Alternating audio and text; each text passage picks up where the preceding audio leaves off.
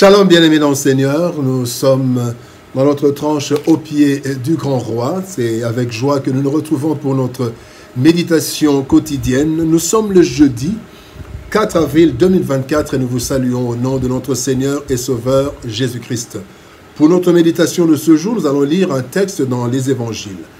Évangile selon Matthieu, chapitre 6, verset 33 dans les versions Louis II et Bible du Semeur. Louis II nous dit « Cherchez premièrement le royaume et la justice de Dieu, et toutes ces choses vous seront données par-dessus. » Bible du Semeur nous dit « Faites donc du royaume de Dieu et de ce qui est juste à ses yeux votre préoccupation première, et toutes ces choses vous seront données en plus. » Priorité des priorités. Priorité des priorités, tel est le thème de notre méditation de ce jeudi 4 avril 2024. Bien-aimés dans le Seigneur, chaque être humain a des priorités dans sa vie. Des actions et principes placés en premier en termes de temps et en termes d'importance. C'est ça les priorités.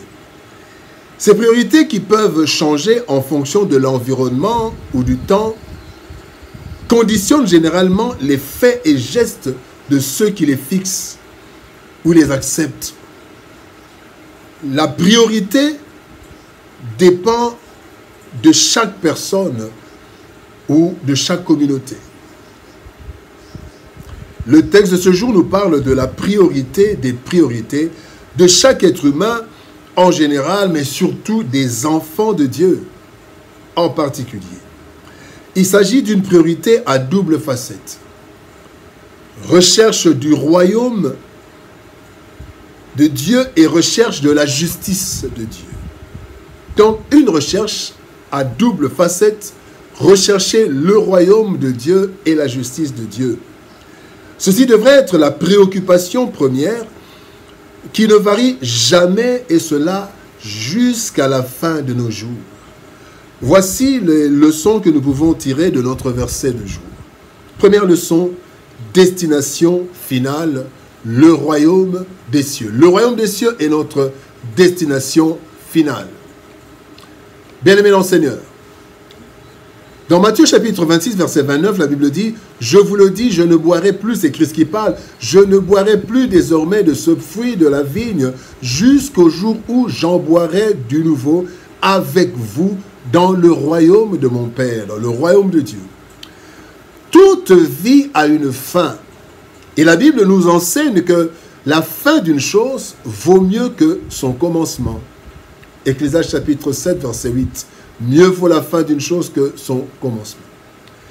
Pour tout être humain, il n'y a que deux voies finales, ou deux destinations finales.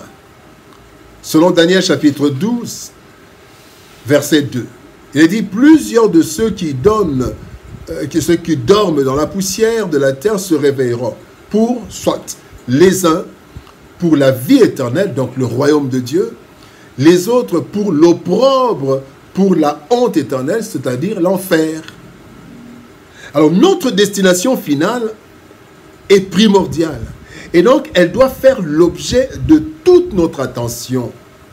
La priorité des priorités. Bien aimé, rien ne peut être comparé à la gloire finale éternelle, le royaume de Dieu.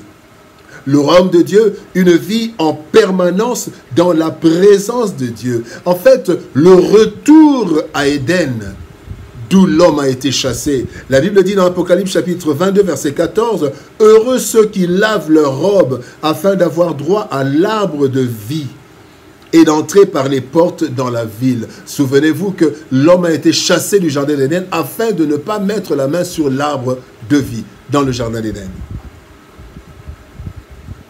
C'est ainsi que Christ dit « Que servirait-il à un homme de gagner tout le monde s'il perdait son âme ?»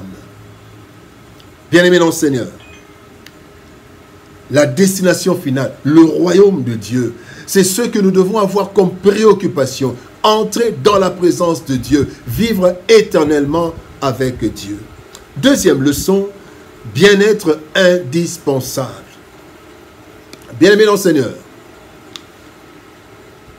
Dans Proverbe chapitre 14, verset 34, il est dit « La justice élève une nation, mais le péché est la honte des peuples. » Notre destination finale, idéale, c'est le royaume de Dieu. Cependant, avant cela, nous devons préparer notre entrée dans ce royaume durant notre vie sur la terre.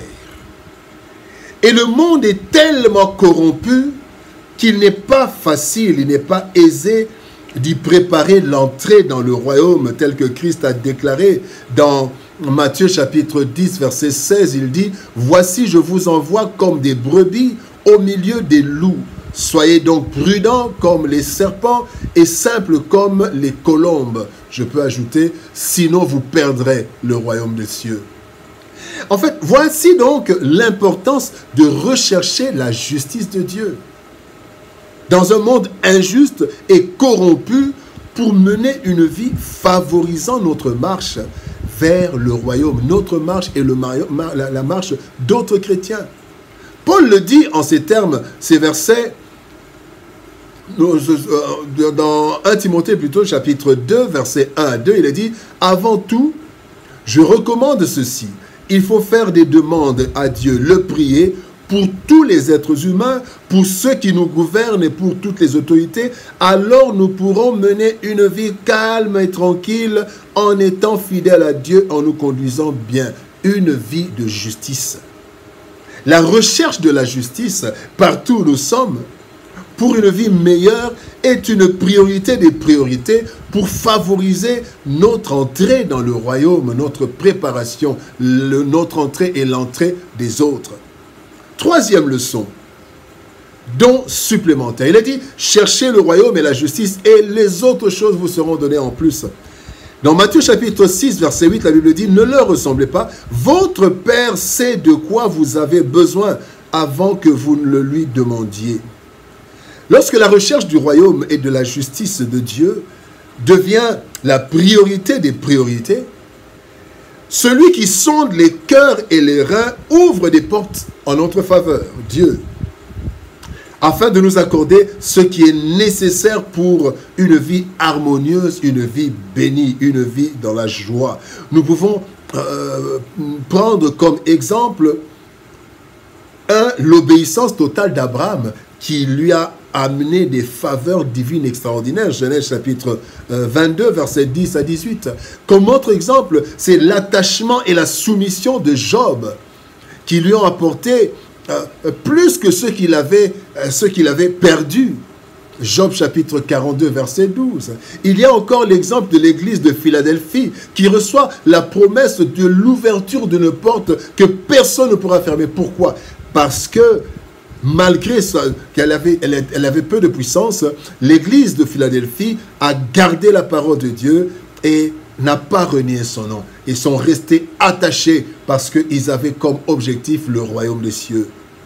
La recherche du royaume de Dieu ainsi que sa justice doit être la priorité de toutes les priorités de chrétiens particulièrement, mais aussi de tout être humain, car notre destination finale et notre bien-être quotidien constitue la base d'une vie équilibrée et responsable. En effet, bien-aimés, nous devons tout faire en fonction de notre destination finale et éternelle, mais en même temps, nous préoccuper d'une vie paisible pour nous et pour le monde dans lequel nous vivons pendant notre séjour sur la terre.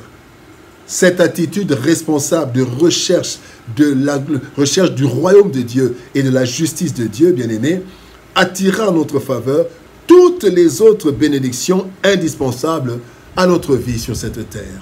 Prions. Éternel Père de gloire, Dieu Tout-Puissant, merci pour ton amour et ta bonté. Tu veux que nous puissions avoir comme priorité des priorités, préoccupation centrale, ton royaume, la recherche de ton royaume ainsi que de ta justice. Aide-nous.